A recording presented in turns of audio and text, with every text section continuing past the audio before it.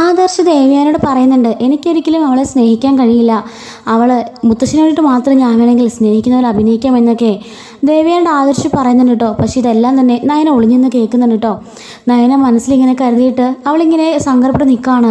അന്ന് ഞാൻ പൂർണ്ണമായിട്ട് അറിഞ്ഞതാണ് ആദർശിൻ്റെ മനസ്സിൽ ഞാൻ ഇല്ല എന്ന്. എന്നിട്ട് മുത്തശ്ശിക്കും വേണ്ടിയിട്ടാണ് ഞാനെല്ലാം സഹിച്ച് ഇങ്ങോട്ട് വന്നത്. ഇപ്പോൾ വീണ്ടും ഇത് തന്നെയാണ് അവസ്ഥ. ഒരിക്കലും ഇയാൾക്ക് എന്നെ സ്നേഹിക്കാൻ കഴിയില്ല. പക്ഷേ എൻ്റെ പാവം മുത്തശ്ശിനെ ഇട്ടിട്ട് എനിക്കിവിടെ നിന്ന് ഇറങ്ങി പോകാനും കഴിയില്ല. കാരണം ഞാൻ മുത്തശ്ശിന് വാക്ക് കൊടുത്തു പോയി. ഇനി നയന ആലോചിക്കുന്നുണ്ട് കേട്ടോ. അങ്ങനെ നയന അവളുടെ എല്ലാ ഡ്യൂട്ടികളും കൃത്യമായിട്ട് ചെയ്തുകൊണ്ടിരിക്കുകയാണ്. അങ്ങനെ അവൾ മുറിയിലേക്ക് വരുന്ന സമയത്ത് ആദർശ് ദേവേനി പറയുന്നുണ്ട് അവളെ സ്നേഹിക്കുന്നത് പോലെ അഭിനയിക്കാനൊക്കെ കേട്ടോ. അങ്ങനെ ആദർശ് മുറിയിലേക്ക് വരുന്നുണ്ട്. വന്നിട്ട് നയന ഇന്നെന്താ ബ്രേക്ക്ഫാസ്റ്റിന് എന്നൊക്കെ ചോദിക്കുന്നുണ്ട്. അത് താഴെ വരുമ്പോൾ അറിയാമെന്നും പറഞ്ഞിട്ട് നയന താഴേക്ക് ഇറങ്ങിപ്പോകുന്നുണ്ട്. ഇവള് പിണക്കത്തിലാന്ന് തോന്നുന്നു. എങ്ങനെയെങ്കിലും സ്നേഹിക്കുന്നതായിട്ട് അഭിനയിക്കണം, അല്ലെങ്കിൽ എൻ്റെ മുത്തശ്ശന് അസുഖം കൂടും എന്ന് അങ്ങനെ ആദർശ് മനസ്സിൽ കരുതാണ് കേട്ടോ. അങ്ങനെ താഴേക്ക് ചെന്നിട്ട് നയന ഫുഡ് എല്ലാവർക്കും വിളമ്പി വെക്കുന്നുണ്ട്. അങ്ങനെ ആദർശ് ആ ഫുഡ് എല്ലാവരും ഫുഡൊക്കെ കഴിക്കുന്നുണ്ട് കേട്ടോ. നയന ബാ എൻ്റെ അടുത്തിരിക്കുക, ഇവിടെ ഇരുന്ന് കഴിക്കുമെന്ന് പറയുമ്പോൾ നയന പറയാണ്, സാധാരണ ഞാൻ എല്ലാവരും കഴിച്ചതിന് ശേഷം ഞാൻ ചെറിയ കഴിക്കാറാണ് പതിവ്, ഞാൻ അങ്ങനെ തന്നെ ചെയ്തോളാം എന്ന് പറയുമ്പോൾ ആദർശ് നിർബന്ധിക്കുകയാണ്. അപ്പോഴേക്കും ഇല്ല എന്ന് തന്നെ നയന തറപ്പിച്ച് പറയുന്നുണ്ട്. മുത്തശ്ശൻ പറയണം, മോളെ അവൻ പറഞ്ഞാലേ അവൻ്റെ അടുത്തിരിക്കുക. അപ്പോഴേക്കും നയന പറയണ, വേണ്ട മുത്തശ്ശ, എനിക്ക് ആ ഒരു ശീലമൊന്നും ഇതുവരെ ഇല്ലല്ലോ, ഇനി അങ്ങനത്തെ ശീലങ്ങളുടെ ആവശ്യവുമില്ല എന്ന് നയന തറപ്പിച്ച് പറയുന്നുണ്ട്. അപ്പം മുത്തശ്ശിന് മനസ്സിലാവുന്നുണ്ട് കേട്ടോ നയന നല്ല കലിപ്പിലാണെന്നുള്ള കാര്യം. അങ്ങനെയുള്ള ഫുഡൊക്കെ പിന്നെ അതിന് ശേഷം എല്ലാവരും കഴിച്ചതിന് ശേഷം വരുന്ന കഴിക്കുകയാണ്. അപ്പം മുത്തശ്ശനും അതിലേ പോകുന്നത് കാണുമ്പോഴേക്കും നയന മുറിയിൽ നിൽക്കുകയാണ്. പണ്ടത്തെ പോലെ തന്നെ ആദർശ് പോയിട്ട് ഇങ്ങനെ കെട്ടിപ്പിടിക്കാനായിട്ട് പോകണം. എന്നിട്ട് നയനെ പുറകെ കൂടെ പോയിട്ട് നയന എന്നും പറഞ്ഞിട്ട് പെട്ടെന്ന് തന്നെ നയന കൈ തട്ടി മാറ്റിയിട്ട് എന്താണെന്ന് ചോദിക്കുകയാണ്. അല്ല, ഞാൻ നിന്നെ സ്നേഹിക്കാൻ വന്നതല്ലേ, അതിന് നീ എന്തിനാ ഇങ്ങനെ ദേഷ്യപ്പെടുന്നതെന്ന് ചോദിക്കുന്നുണ്ട്. മുത്തശ്ശി ഇതും അവിടെ നിന്ന് കേൾക്കുന്നുണ്ട് കേട്ടോ. അപ്പം ആദർശിന് മനസ്സിലാകുന്നുണ്ട് അവരുടെ നിൽപ്പുണ്ടെന്ന്, അതുകൊണ്ടാണ് നയനെ സ്നേഹിക്കുന്നവർ അഭിനയിക്കുന്നത്. അപ്പോഴേക്കും നയനെ പറയാണ്, നിങ്ങളുടെ സ്നേഹമൊക്കെ വേറെ ഏതെങ്കിലും പെണ്ണുങ്ങൾ അടുത്തുകൊണ്ട് വെച്ചാൽ മതി, നിങ്ങളുടെ അഭിനയമൊക്കെ മേലെ എൻ്റെ ദേഹത്തെ തൊട്ട് പോകരുത്, എൻ്റെ ദേഹത്ത് തൊട്ട് നിങ്ങൾക്ക് ഒരവകാശമില്ലെന്ന് പറയുമ്പോൾ ആദർശ് പറയാണ്, നീ എൻ്റെ ഭാര്യയല്ലേ, എനിക്ക് അതിനുള്ള അവകാശമില്ലെന്ന് പറയുമ്പോൾ നിങ്ങൾ എല്ലാവരും മുമ്പിൽ വെച്ച് പറഞ്ഞല്ലോ എന്നെ ഭാര്യയെപ്പോലെ അംഗീകരിക്കാനോ സ്നേഹിക്കാനോ കഴിയില്ല, ഞാൻ നിങ്ങളുടെ ഭാര്യയല്ലേ, ഇറങ്ങിപ്പോക്കോളാൻ. ആ ഒരു നിമിഷത്തിൽ തന്നെ ഞാൻ നിങ്ങളുടെ ഭാര്യ അല്ലാതായി കഴിഞ്ഞു. ഞാൻ പലതവണ ഞാൻ പറഞ്ഞു കഴിഞ്ഞു, ഈ മുറി നമ്മൾ രണ്ടുപേരോട് ഷെയർ ചെയ്യുന്നത് മാത്രമാണ്. അതുപോലെ തന്നെ എൻ്റെ മുത്തശ്ശന് ഞാൻ കൊടുത്ത വാക്കാണ് ഞാൻ ഈ വീട്ടിൽ നിന്നോളാന്നുള്ളത്. അതുകൊണ്ട് മാത്രമാണ് ഞാൻ ഇവിടെ നിൽക്കുന്നത്. അല്ലെങ്കിൽ ഞാൻ എപ്പോഴും എൻ്റെ വീട്ടിലേക്ക് പോയേനെ. എൻ്റെ മുത്തശ്ശനെ ഓർത്തിട്ട് മാത്രം ഞാൻ ഇവിടെ നിൽക്കുന്നത്. അതുകൊണ്ട് മേൽ എൻ്റെ ദേഹത്ത് തൊട്ട് പോയേക്കരുത്. ഞാൻ നിങ്ങളോട് ഇന്നലെ ഒരു കാര്യം പറഞ്ഞിരുന്നു, ഞാൻ ഈ വീട്ടിലൊരു ഹോം നേഴ്സിനെ പോലെയാണെന്ന്. ഇവിടുത്തെ എല്ലാ ജോലികളും ചെയ്ത് എൻ്റെ മുത്തശ്ശനെ പരിപാലിക്കാൻ നോക്കുക എന്നുള്ളതാണ് എൻ്റെ കടമ. ആ ജോലി ചെയ്തുകൊണ്ട് ഞാൻ പോയിക്കോളാം. ഒരു ഹോം നേഴ്സിനെ കയറി പിടിക്കുന്നത് അത്രയ്ക്ക് മാന്യമായ പരിപാടിയല്ല. അതുകൊണ്ട് മേലെ എൻ്റെ ദേഹത്ത് തൊട്ട് പോയേക്കരുത് എന്ന് പറയുന്നുണ്ട് കേട്ടോ. ശരിക്കും ആദർശ് ഷോക്കടിച്ച പോലെ നിൽക്കുകയാണ്. നയനയുടെ ഭാഗത്തൊന്നും ഇങ്ങനെ ഒരു പ്രതികരണം ഇതുവരെ ഉണ്ടായിട്ടില്ലല്ലോ. എപ്പോൾ ആദർശ് സ്നേഹം കാണിക്കാൻ പോയാലും നയന അതൊക്കെ അക്സെപ്റ്റ് ചെയ്യാറാണ് പതിവ്. പക്ഷേ ഇത്തവണ തിരിച്ച് മാറി നയന അങ്ങനൊന്നും ചെയ്യണ്ടെന്ന് പറഞ്ഞിട്ട് ദേഷ്യപ്പെടുന്നുണ്ടല്ലോ.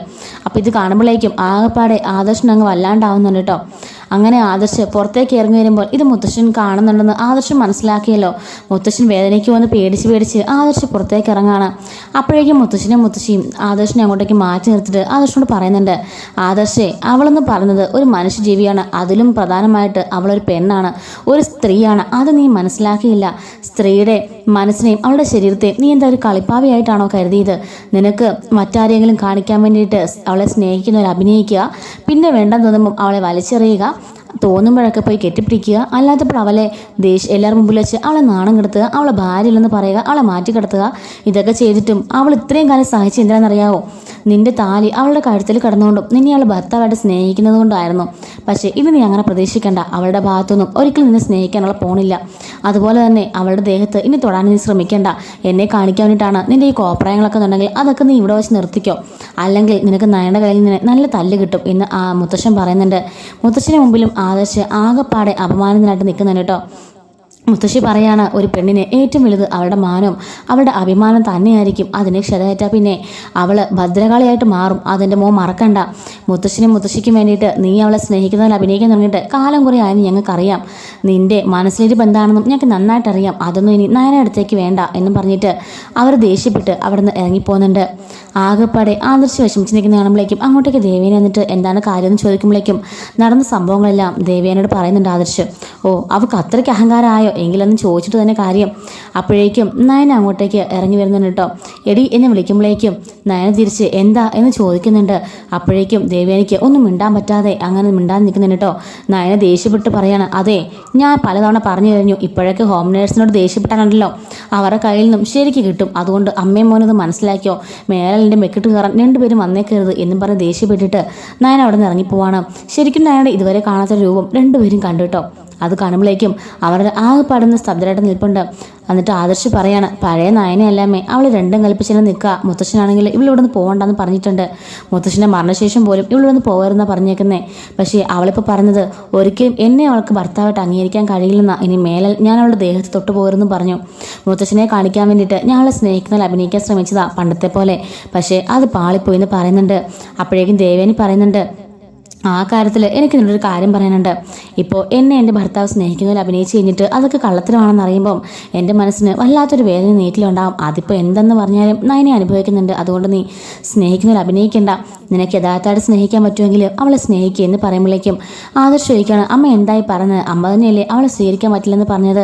അപ്പോൾ ദേവേനി പറയാണ്, എൻ്റെ അച്ഛന് വേണ്ടിയിട്ട് അതൊക്കെ ചെയ്യാൻ ഞാൻ തയ്യാറാണ്.